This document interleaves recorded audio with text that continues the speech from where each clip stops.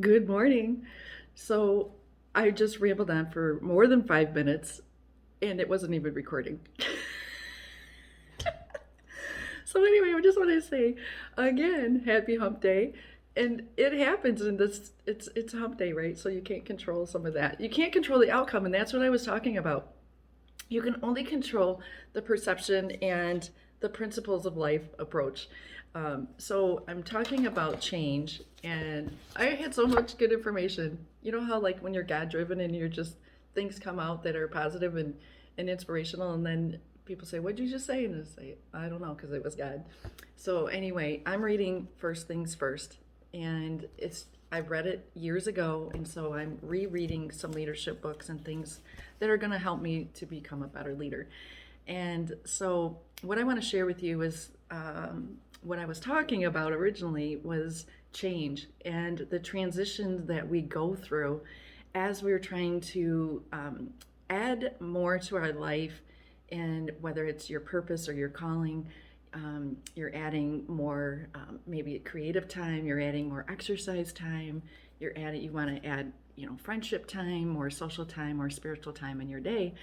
And we get bogged down with the overwhelming feeling like it's too much, and so we stop doing what it was that we wanted to do in the first place. So there's so much that goes behind the decision of change and what it takes to be able to do that.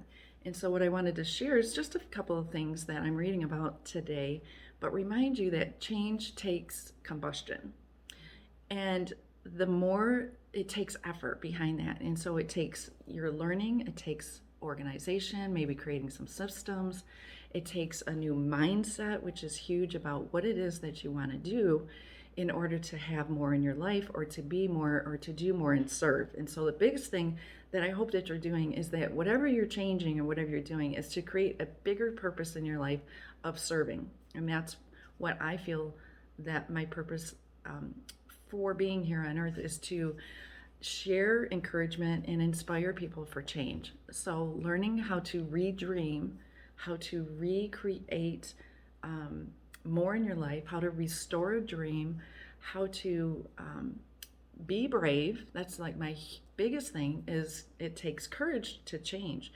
And so, in a nutshell, when you're learning, you are absorbing so much information on your service or your product, information in a new job that maybe you took on, the how to's, the technology behind it, where to find information, how to use and apply the product, who does it serve. And so there are things that we want to be more intentional about, to learn about, but also remember to take action on those things that you are learning so that you can share it with others and that they can learn and grow with you.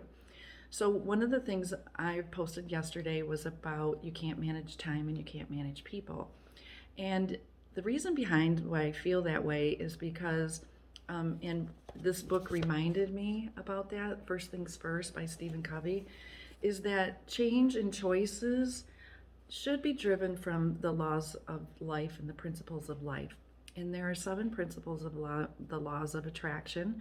That is another training, but when you understand that when you're trying to control an outcome and you're so tight onto that, it's never going to expand and grow because you have so much control over that. You're not loosening the reins and just letting it grow. Kind of like flowers in the garden. If you would just water it through inspiration, motivation, some education, but with a calm energy, then you're able to just let that information flow from you rather than going, oh, I got to do this and I need to do that, and then you just melt and break down and you stop the change and you're like, forget it. It's so much easier to just be in my comfort zone and not change. So I want to just remind you that change is good. Change is healthy when it's a positive impact and it's making you're adding value to the world. So never give up on yourself and never give up on your dream. And I truly believe my purpose is to encourage you to be brave, encourage you to restore dreams that have been broken or diminished or forgotten. Dig them out one at a time. You don't have to do them all at once, but you could. And just start to have some fun in your life. Do it with love and grace and gratitude, and let all of the naysayers and negativity and people that are are toxic in your life, set yourself some boundaries for that with love, not with, I'm not doing that. It's like, okay, I'm going to give it to God. And then when they're healed through Him, then they will flow back to me in the right state of mind that I need in order to connect. And so the biggest thing is about connecting with people. But I do want to share with you from Stephen Covey. It's on page 12. And it's traditional time management suggests that by doing things more efficiently, you'll eventually gain control of your life. And it's almost like a false expectation. And it increases control. That what you want to do is bring peace and fulfillment.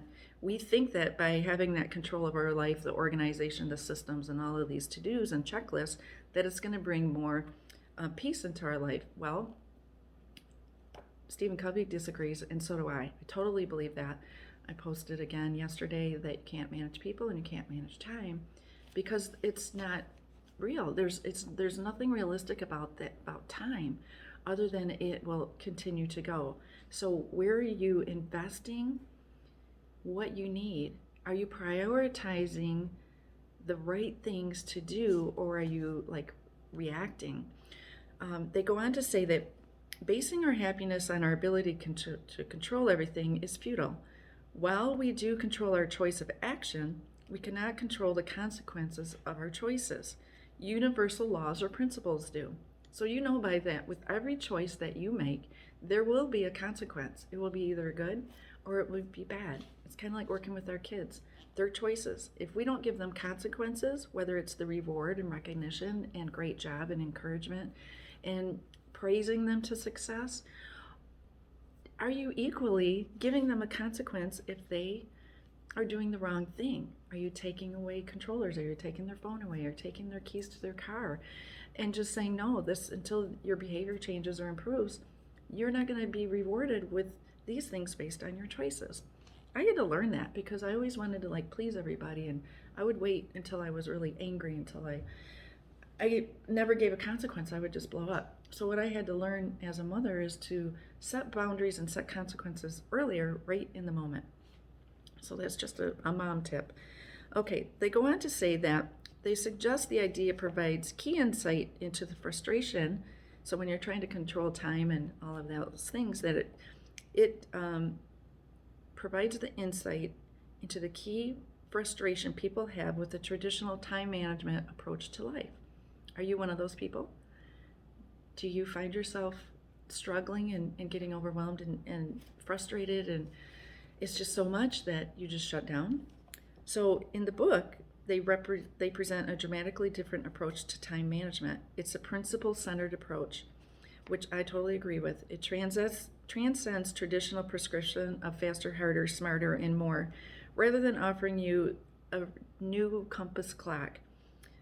It's an approach that provides you with this internal compass because more importantly than how fast you're going is where you are headed. And there is no shortcut, but there is a path to where you want to go. And so where is that path? Are you on the right path? Are you following the right people? Are you surrounding yourself with the right books, the right inspiration, the right spiritual connection? Or are you leaning into more socially driven, chaotic answers? My answer is God, the Lord above, and Jesus Christ. So for me. So what is your answer? And how are you allowing yourself to be led? And the way that you lead yourself is how you're going to lead others. And so if you are leading yourself from a place of anxiety, chaos, disruption, clutter, how do you think people are perceiving you? They're not going to be able to follow you, and they're not going to want to follow you. However, even in the chaos, you can be happy and you can be motivated and you can still inspire others because you're sharing what you're changing. And so I just want to leave you with that first thoughts. And I'm going to share continually what I'm learning and reminding myself on how to be in the state of change, because I have some big goals.